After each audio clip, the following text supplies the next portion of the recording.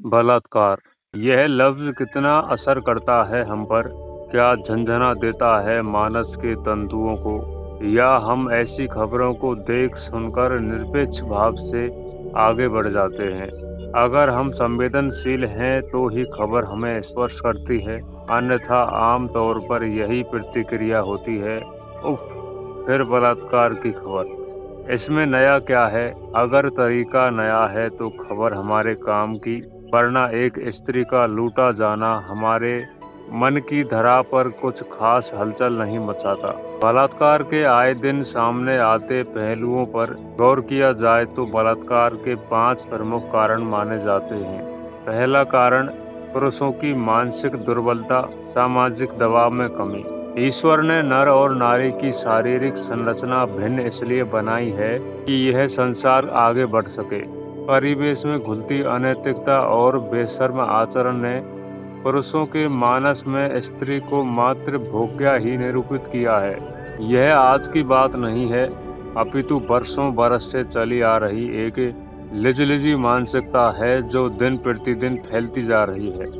स्त्री शरीर को लेकर बने सस्ते चुटकुलों से लेकर चौराहों पर होने वाली छिछोरी गपशप तक और इंटरनेट पर परोसे जाने वाले घटिया फोटो से लेकर हल्के बेहुदा कमेंट तक में अधिकतर पुरुषों की गिरी हुई सोच से हमारा सामना होता है। कई बार पुरुषों का बढ़ता तनाव भी बलात्कार का कारण होता है और महिलाओं के प्रति बढ़ता अपमानजनक माहौल भी पुरुष के दुस्साहस को बढ़ाने में उत्प्रेरक का काम करता है। हमारी सामाजिक मानसिकता भी स्वार्थी हो रही है। फलस्वरूप किसी भी मामले में हम स्वयं को शामिल नहीं करते और अपराधी में व्यापक सामाजिक स्तर पर डर नहीं बन पाता।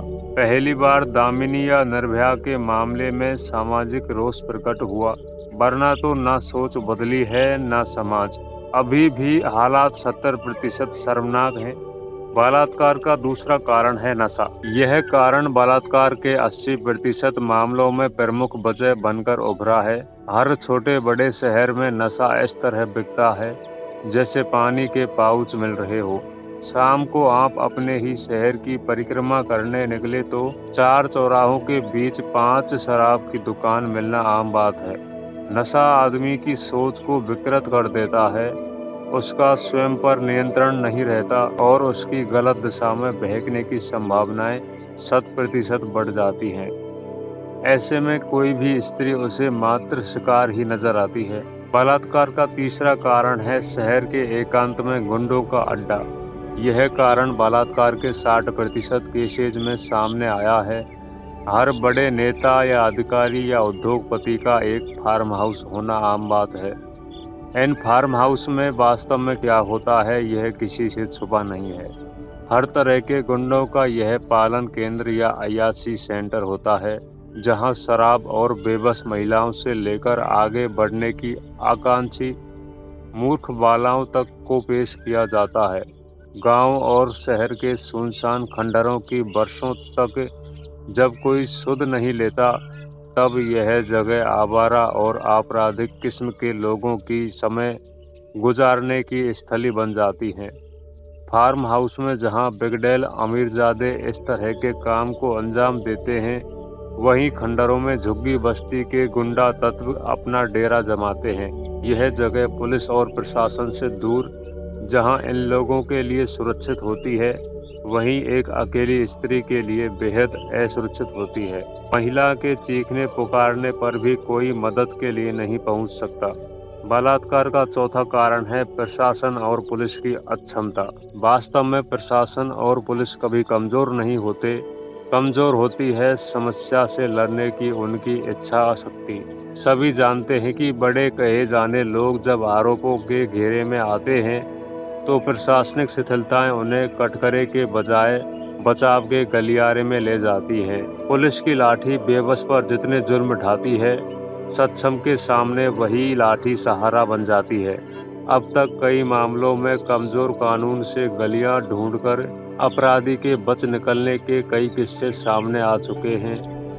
कई बार सबूत के अभाव में न्याय नहीं मिलता और अपराधी छूट जाता है। कई बार हम पढ़ते हैं या सुनते हैं कि बलात्कार का आरोपी इसी अपराध के लिए पहले भी पकड़ा जा चुका है या जेल जा चुका है और वह फिर वही कृत्य कर रहा है।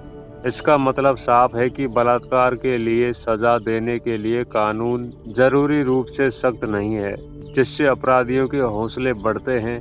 हालांकि पिछले दिनों सरकार ने बलात्कार के कानून के मजबूत बनाने की पहल शुरू की है, लेकिन इससे पहले कई पीड़ितों को इंसाफ का इंतजार है। कमजोर कानून और इंसाफ मिलने में देर यह भी बलात्कार की घटनाओं के लिए जिम्मेदार है। बलात्कार का पांचवा कारण है महिला का कमजोर आत्मविश्वास। एक महिला को अपनी सुरक्षा और बचाव के हर तरह के उपाय आने चाहिए। हमारी संस्कृति लड़कियों की परवरिश कुछ इस तरह करती है कि वह निर्भर बनती चली जाती है, जबकि हमें अपनी बेटियों को निडर बनाना चाहिए। उसे शारीरिक रूप से तो सबल बनाना ही चाहिए, मन से भी उसे मजबूती देनी चाहिए। विपरीत हालातों से जूझने की ट्रेनिंग उसे बचपन से मिलनी चाहिए। अकेली महिला अगर डरी सहमी हो तो उसे परेशान करने की कई गुना संभावनाएं बढ़ जाती हैं। अकेली महिला की बॉडी लैंग्वेज हमेशा आत्मनिर्भर से भरपूर होना चाहिए। अगर भीतर से असुरक्षित महसूस करे तब भी अपनी बेचैनी से उसे जाहिर ना होने दें। कोई भी पुरुष महिला के आत्मविश्वास से टक्कर नहीं ले सकता। अव्वल तो अकेले कहीं जाना बहादुरी का काम नहीं है।